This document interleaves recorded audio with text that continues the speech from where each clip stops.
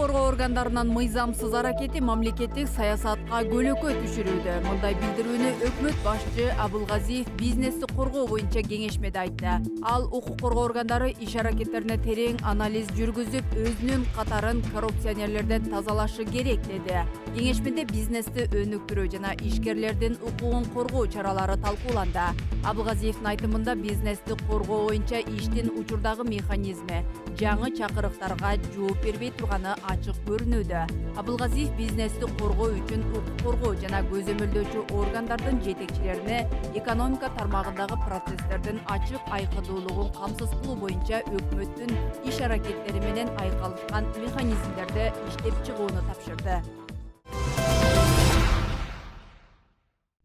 Кыргызстандын Стамбулдагы башкы консулдук кызматына коомдук ишмер, ишкер жана блогер Замир Айылчиев өзүн өзү көрсөттү. Талапкер катары ал алдыга койгон программасы менен тааныштырды. Айылчиевдин 17 пункттан турган программасында 100 күн ичинде консулдукта толук кандуу кардиналдуу реформа кылаары, Туркиядагы мигранттарды толук кандуу бир системага каттоосун киргизери, ал жакта иштеп жаткан мигранттардын соцфондун чечип, бул жакка келгенден кийин да пенсия алааларын жөнгө саларын, виза бааларын 2 эсе азайта турганын, Туркиянын окуу жайларынан биздин студенттер үчүн 200 квота алууга жетишүү, инвесторлорду тартуу жана башка пландары камтылган. Консулдукка өзүн талапкер катары көргөзгөн Замир Айылчиевдин кесиби дипломат, кыргыз, орус, англис жана түрк тилдерин билет. Айта кетсек, 10 ноябрда Стамбул шаарынын Фатих аймагындагы мейманканалардын биринде кытайлык ишкер Айыркин Саймати атылып өлтүрүлгөн. Окуя болгон жерде мурдагы консул Эркин Сопоковдун дипломатиялык номерлүү унаасы табылган. Мындан кийин анын ишмердиги да иликтөөгө алынып, Сопоков кызматтан алынган. Ошондон бери Туркиядагы башкы консулдуктун кызматы бош турат.